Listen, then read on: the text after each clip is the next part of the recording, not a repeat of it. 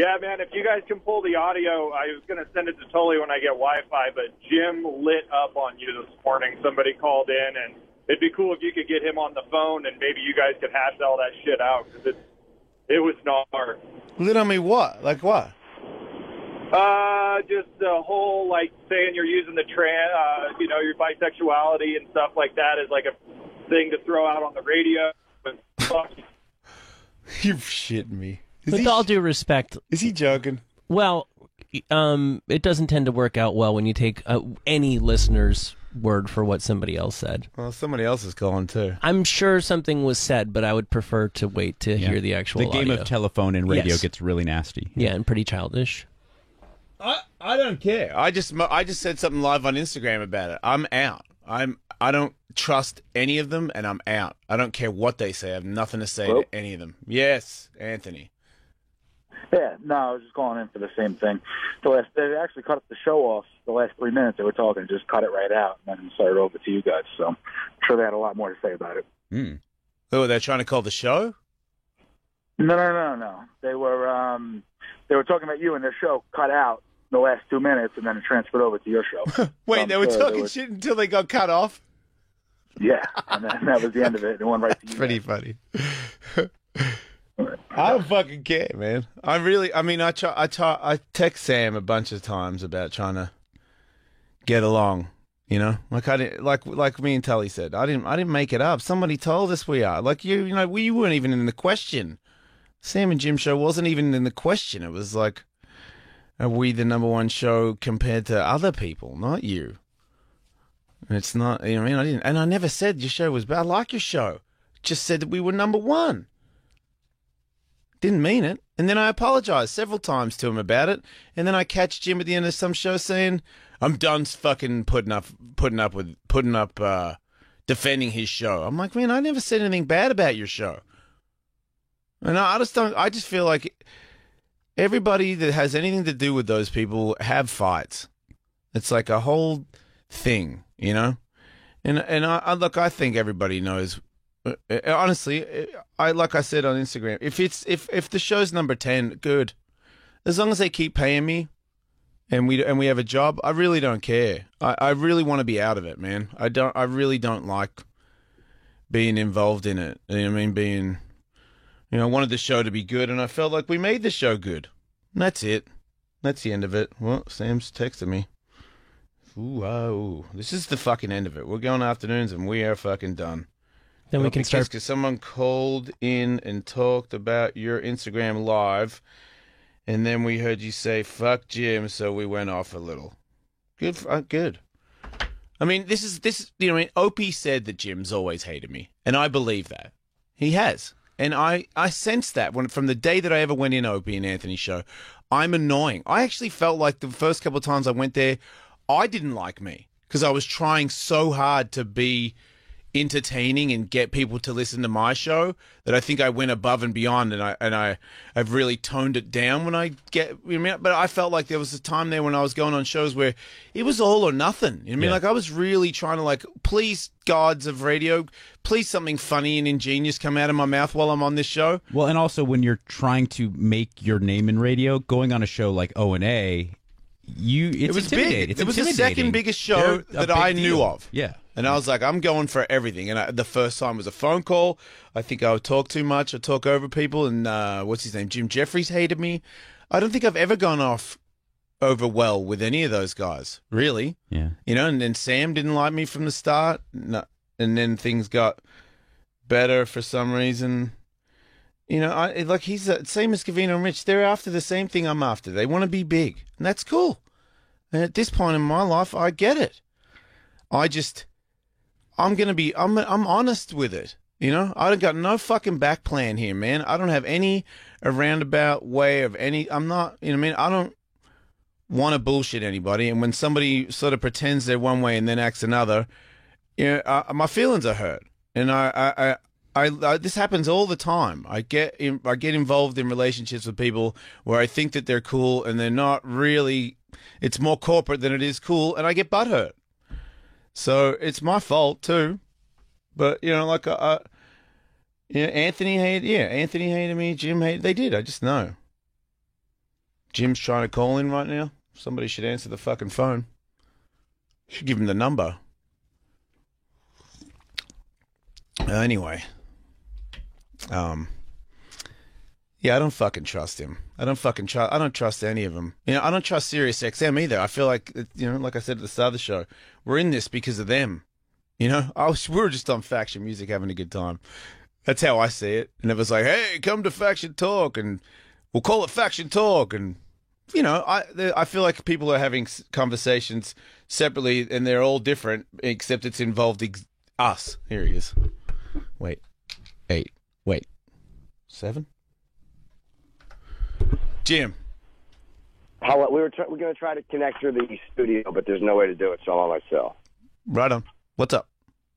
I don't know. You tell me, dude. Like, I said something the other day about I'm not going to defend the show, but it was in a reaction to something you had said. Yeah, but I didn't say anything bad about your show. I didn't say one word bad about your show. I just said we're number one because we were told that, and I thought you guys wanted to move an hour. This is what I got told, dude, from the start. That you were going to, when Opie left, you were going to move an hour early. And it wasn't when Opie leaves, it's if he will, because he probably will, because he hates his job. That's what the bosses told me. So, and that's you guys beef, whatever you have with each other. I don't know anything about it. I don't fucking care. It sucks that it happened. Let me explain that to you. Hold on. It wasn't about us moving to an hour earlier. It was about we wanted that 7 to 8 a.m. on the East Coast because he had a replay. So we wanted to get a piece of our show replayed before. But the reason we didn't want to move when you wanted us to move earlier is, hey, dude, I do. And then you would kind of joke and go, what are you guys, lazy? No, I get up. I do stand up 7 nights a week. I've been doing it a long time. It's hard for me to wake up, dude. I get up and I go do the show. I don't want to get up an hour earlier. I used to get up at 5 and do. And I didn't want to get up an hour earlier either. I get it, dude. I'm looking forward to going back to the afternoons, and I'm not really getting up that early either. But it's our guests. I know. See, you didn't hear it. We already had this discussion, myself and Sam, and he said, no, we want to stay later because we get guests that last hour. And I said, oh, I did not know that. I thought you guys were wanting Opie to let replay to go away so that you could go and do the proper East Coast morning drive so that I could do the proper West Coast morning drive. I did not know that you were getting more guests in that last hour. And I was like, oh, okay, so you don't want to move.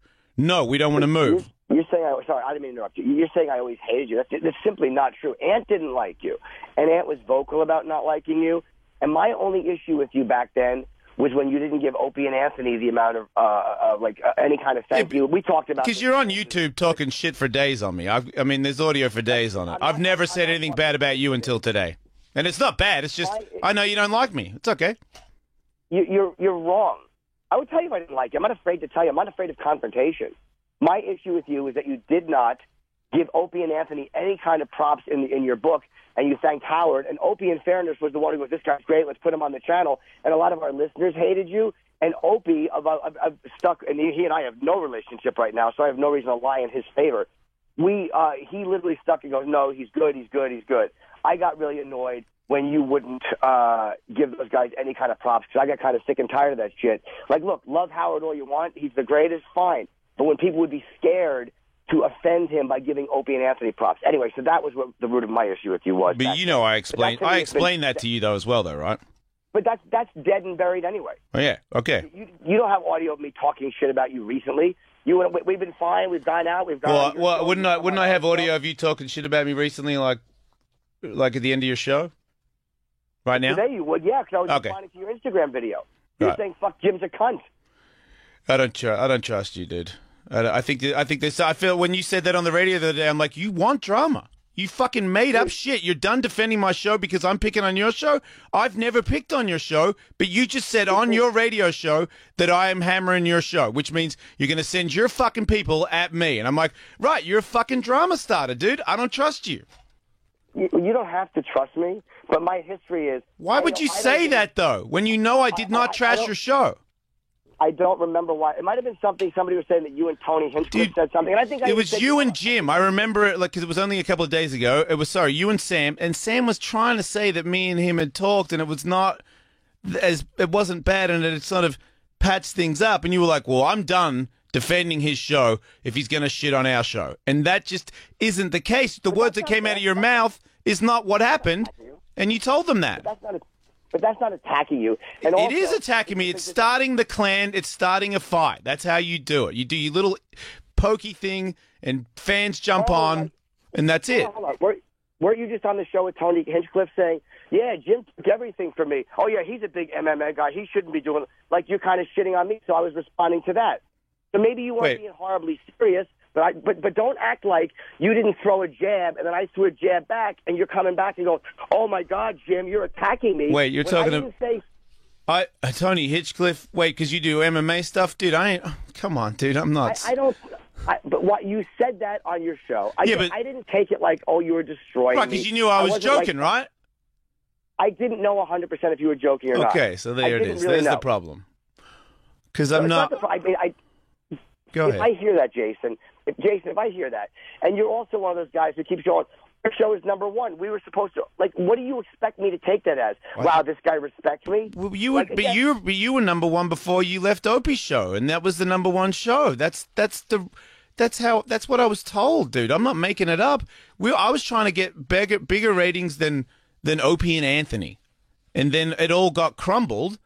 So there wasn't even an Opie and Anthony to beat, and then it went to Sam and Jim, and we were bigger than Sam and Jim when you started. That's just what they told me. I still believe we are, but like I said at the start of the show, at this point, because of the drama of it, man, and from listening to you guys back in the day, I fucking hope I'm like number 10. Because I don't want to be in this contest, dude. I want to go to work and go home and think about other shit.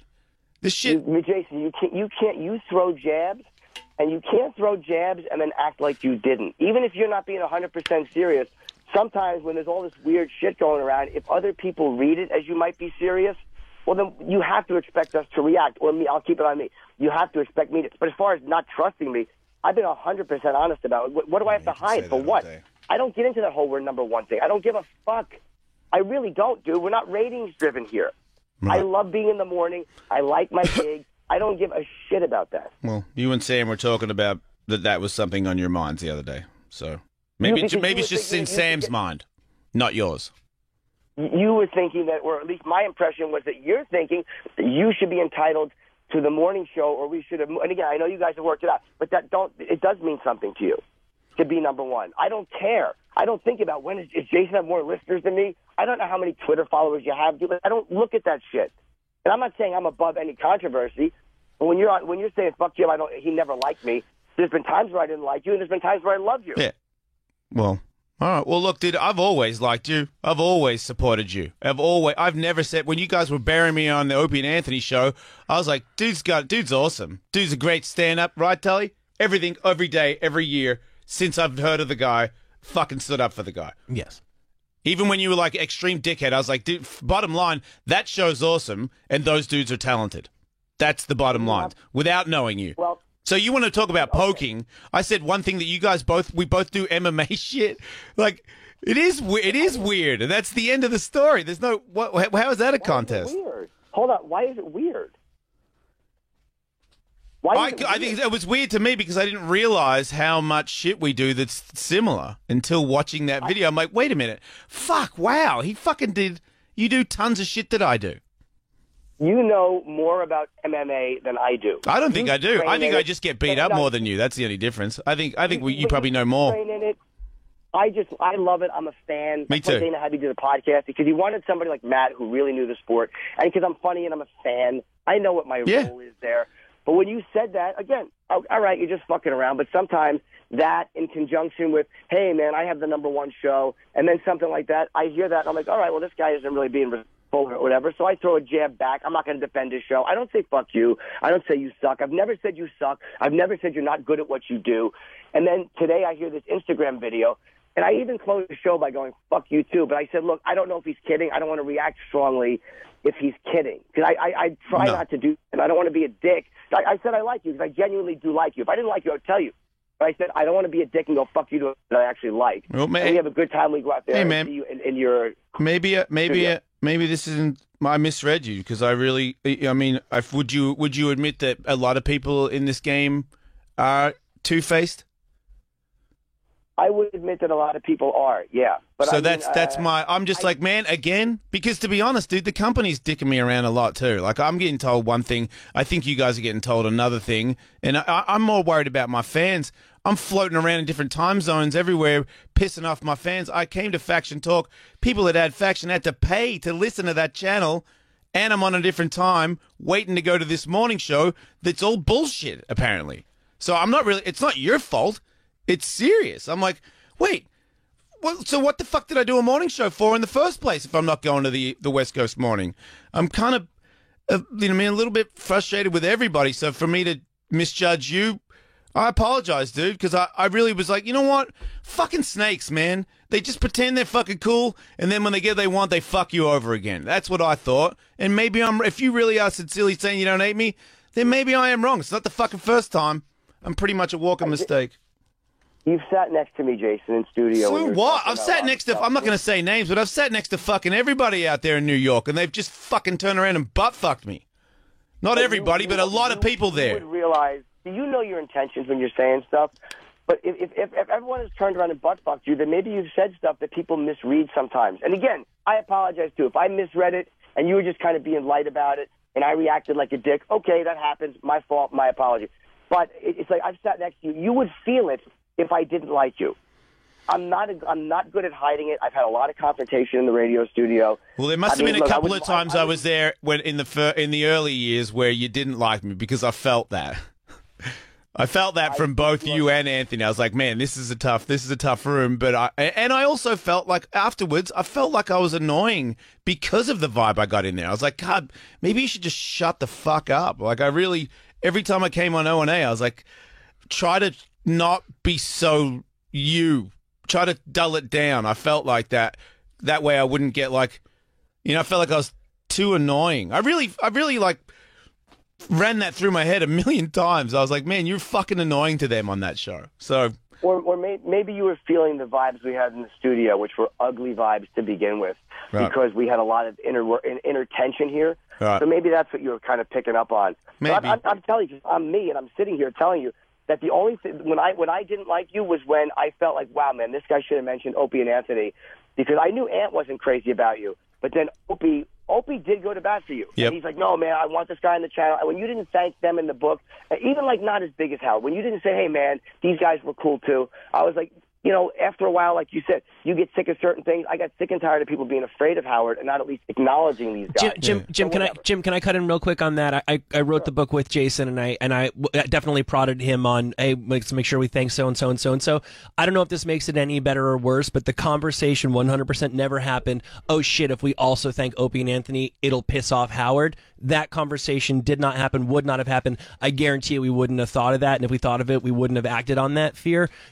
We just didn't think to thank. We just didn't think to thank Opie and Anthony, and that's shitty in its own right. But it was not out of fear or deference to Howard at all. Okay, well, all right, fair enough. I mean, I believe you. I mean, again, that's such a long time ago, and again, I have a much closer relationship with you right now than I do with Oak. So it's like I'm okay with whatever it was. But that's what starts this kind of shit.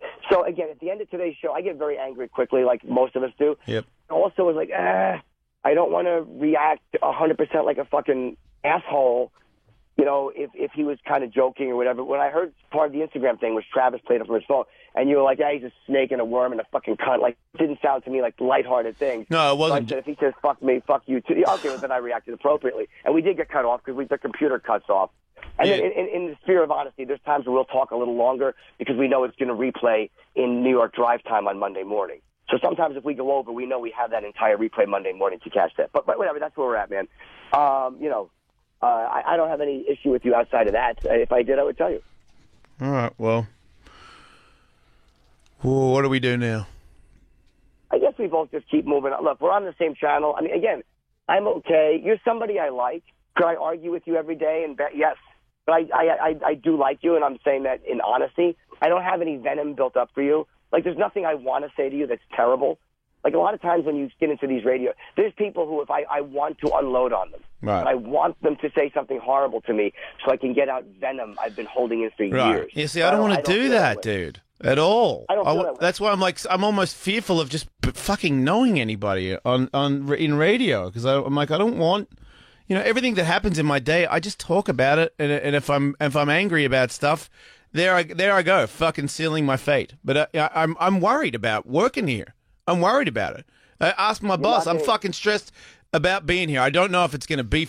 I don't know what's going to happen now because I'm not. I don't. Anything could happen at any turn. Right. I'm fucking super anxious about working here because of the last couple of things that have happened, and it's not you, dude. It's just you're in there, And I'm like, man, they're listening to you.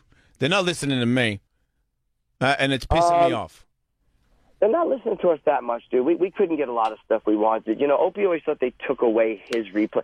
When they started, when you came on the channel, we lost a replay. We knew Opie was going to lose a replay. They're not listening to us either. If we had our way, we'd be replayed all day. Yeah. They're really not listening to us. We have the same spot we've had. And we're morning drive in New York here, and they give us the morning before because Opie is now gone. He thinks everyone plotted again. It's a crazy business. All everyone does is worry about our spot and what we're doing and how everybody's relating to it. Look, you and I have a lot in common. Let's be real honest. Mm-hmm. So I can get along very well with you. I don't have any problem with you. And if we do, we'll address it on the air. But I just wanted to call in, and I'm fine with you, dude. If you're not bashing me and you were just joking with Tony, then we're all good, and I don't want to bash you either. Well, I've changed my mind about what I said this morning because I feel like I said, I apologize. I feel like I felt like you were being two-faced, like everybody else. And I'm saying everybody else. That's too broad. A lot of people in New York have done things where I'm like, oh my God, like I can't fucking trust these guys anymore.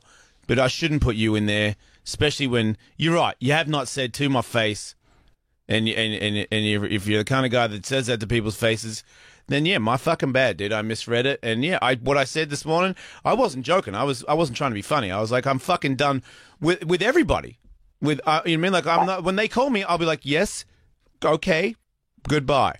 I no longer wish to be their friends. That's how I felt. What? But I didn't think you were joking. It sounded pretty real. And I'm not a fake tough guy either. Like, I would say something to you in the radio in the spirit of arguing, but I'm not one of those guys who would go, like, whatever the fuck is Jason? Like, I'm not a dope like that, but I would argue with anybody in an arguing sense on the radio, and you would know it when you were in the studio with me. I wouldn't be fake pleasant to you. I'm not good at that. You've seen my work. I'm not a good enough actor to pull that off. You would know it if I didn't like you. At least when you were in our studio, you would know it. And I wouldn't have gone in your studio and had crossover shows with you, enjoyed doing that. Right. You would have sensed it. So look, I don't want to. Maybe like the same way, like what you said with Tony. Like when you said that, you're probably not thinking it's meaning anything. When I'm saying that thing, like I'm done defending this guy's show, I'm not thinking that's having that big of an impact either. I think I'm just responding to something. Right. And then meanwhile, you think I'm motherfucking you, and I'm thinking, well, this guy really thinks I'm fucking shitty. Right. So whatever. It's just silly. Once again, similarities. And if I could chime in as the only one on the conversation that doesn't work for Sirius, but knows radio, knows syndicated radio especially, you guys, without question, are being told different things. Almost not by fault by the executives.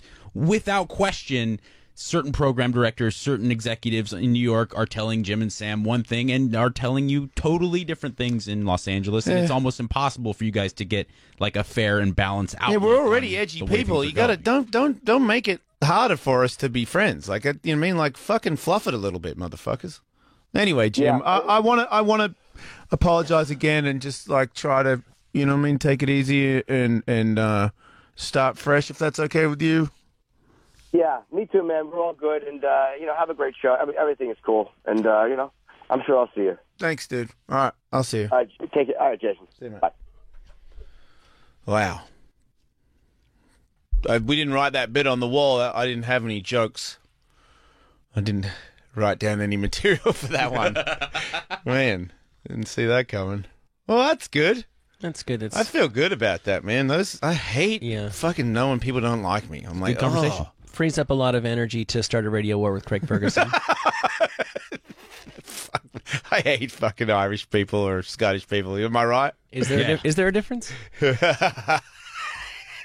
They love that one. And not to pile on too much, but I remember the first time you came on Loveline that you said the only people out still working in radio outside of Howard that you feel like you respect and think are funny and good are Corolla and Jim Norton. You said that was the first time I've always came on and Drew asked you about getting into radio. You can't deny it.